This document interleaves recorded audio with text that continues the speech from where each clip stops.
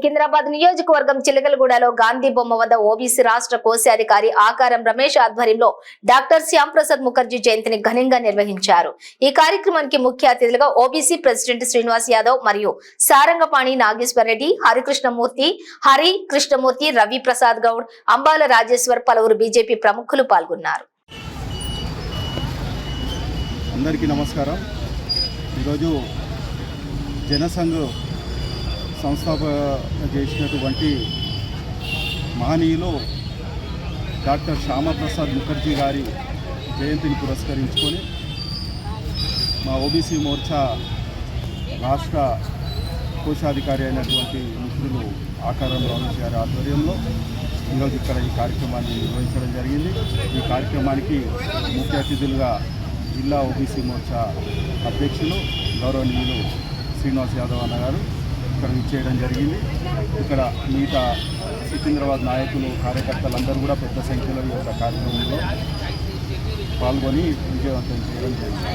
అయితే మరి మన డాక్టర్ శ్యామప్రసాద్ ముఖర్జీ గారు మరి దేశంలో ఈ యొక్క కాశ్మీర్ రాష్ట్రంని 370 అధికారంతో రోజు నెహ్రూ మరి అప్పుడున్నటువంటి ప్రభుత్వము కుట్రపూరితంగా భారతదేశంలో అంతర్భాగంగా కాకుండా మరి కాశ్మీర్ని ఒక 370 ఆర్టికల్ విధించి అక్కడ మరి కాశ్మీరు భారతదేశంలో అంతర్భాగమే కాదనే ఉద్దేశంతో కొంతమంది కుట్రలు పన్నిన విషయంలో మరి డాక్టర్ శ్యామప్రసాద్ ముఖర్జీ గారు ఆ రోజు ఏక్ దేశ్ మే దో విధాన్ దో నిషాన్ దో ప్రధాన్ నై చలేగా అని ఉద్యోగించినటువంటి మహనీయుడు డాక్టర్ శ్యామప్రసాద్ ముఖర్జీ గారు. మరి ఆ సందర్భంలో అక్కడ కాశ్మీర్లో వారిని అరెస్ట్ చేసి జైల్లోనే విషమిచ్చి వారిని చంపినటువంటి యొక్క దుర్మార్గమైనటువంటి చర్య అప్పుడు జరిగింది. అయితే మహనీయుడు డాక్టర్ శ్యామప్రసాద్ ముఖర్జీ గారు ఈ యొక్క దేశం కోసం, కాశ్మీర్ కోసము వారి యొక్క ప్రాణాలు. Because Hindu Mahasabha was not allowing non-Hindus to be members of it. He wanted non-Hindus. That means all Muslims, all religions, all minorities to be part of the whole nation building. Everybody should be part of this nation. For that he struggled. That for same thing today Bharatiya Janata Party stands by the life and livelihood of all people irrespective of their religion, caste and creed. And he was the person who believed in the concept of rural urban. Rural means he built a rural village of 1,000 people or odd, and he wanted them to live together like a equity with different constitutions, with a single concept and work together. However, the urban should have all the infrastructure, the rural will have all the urban infrastructure required for them to survive.